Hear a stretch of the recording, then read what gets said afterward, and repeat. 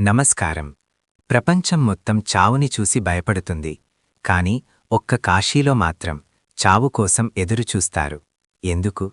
ఈ ప్రశ్నకి సమాధానం దొరకాలంటే మనం వారణాసిలో ఉన్న మాణికర్ణిక ఘాట్కి వెళ్లాల్సిందే. ఇక్కడ అడుగుపెట్టగానే మీ శరీరంలో ఒక అన్నోన్ వైబ్రేషన్ స్టార్ట్ అవుతుంది.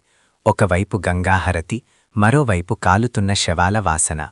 ఇక్కడ అగ్ని ఎప్పుడూ నిద్రపోదు. వేల సంవత్సరాల నుండి ఈ ఘాట్లో చిటిమంటలు ఆగలేదు. వర్షం వచ్చినా, తుఫాను వచ్చినా ఈ అగ్నిజ్వాల వెలుగుతూనే ఉంటుంది.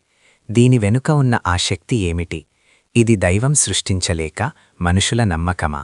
ఈ అద్భుతమైన రహస్యాన్ని మనం పూర్తిగా తెలుసుకునే ముందు ఒక చిన్న రిక్వెస్ట్. మీకు ఇలాంటి మిస్టరీస్, మిథాలజీ ఇంకా హిస్టరీ మీద ఇంట్రెస్ట్ ఉంటే దయచేసి మన ఛానల్కి సబ్స్క్రైబ్ చేసుకోండి. ఆ బెల్ ఐకాన్ని కొట్టడం మర్చిపోకండి. సో దాట్ నెక్స్ట్ టైం నేను వీడియో పెట్టగానే మీకు వెంటనే తెలుస్తుంది. ఇప్పుడు ఆ ఆగని మంట వెనుక ఉన్న కథని చూద్దాం. అసలు మాణికర్ణిక అనే పేరు ఎలా వచ్చింది? పురాణాల ప్రకారం సతీదేవి వియోగంతో లార్డ్ శివ బాధపడుతున్నప్పుడు విష్ణుమూర్తి ఆయన బాధని పోగొట్టడానికి తన చక్రతో ఒక కుండాన్ని తవ్వారు. శివ పార్వతులు స్నానం చేస్తున్నప్పుడు పార్వతీదేవి చెవికమ్మలోని మణి, జ్యువెల్ ఈ కుండంలో పడిపోయింది. అందుకే దీనికి మాణికర్ణిక అని పేరు వచ్చింది. కాని అసలు కథ ఇక్కడే మొదలవుతుంది. లార్డ్ శివ ఈ నగరాన్ని అవిముక్త క్షేత్రంగా వరమిచ్చారు. అంటే విడిచిపెట్టని స్థలం. ఇక్కడ ప్రాణం వదిలితే డైరెక్ట్గా కైలాసం చేరుతారు అని నమ్మకం. ఇక్కడ ఇంకొక పెద్ద మిస్టరీ ఉంది. అదే అఖండ జ్యోతి. మాణికర్ణిక ఘాట్లో దహన సంస్కారాలు చేయాలంటే మ్యాచ్ బాక్స్తో నిప్పు అంటించకూడదు.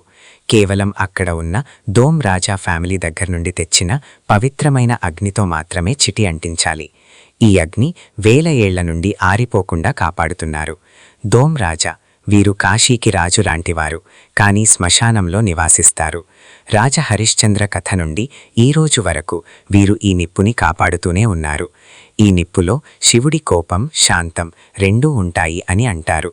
సైంటిస్టులకి కూడా అర్థం కాని విషయమేంటంటే ఎంత పెద్ద వర్షం వచ్చినా ఆ చిటిమంటలు ఎలా ఆరిపోవు. అదే కాశీ మహత్యం. మాణికర్ణిక ఘాట్ కేవలం శవాలను కాల్చే స్థలం కాదు. అది గేట్వే టు హెవెన్. మన దేహం పంచభూతాల్లో కలిసిపోయే చోట.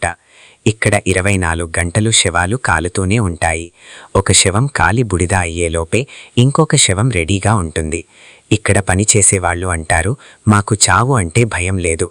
ఎందుకంటే మాకు తెలుసు, చావు అంటే అంతం కాదు, అది ఒక కొత్త ఆరంభమని.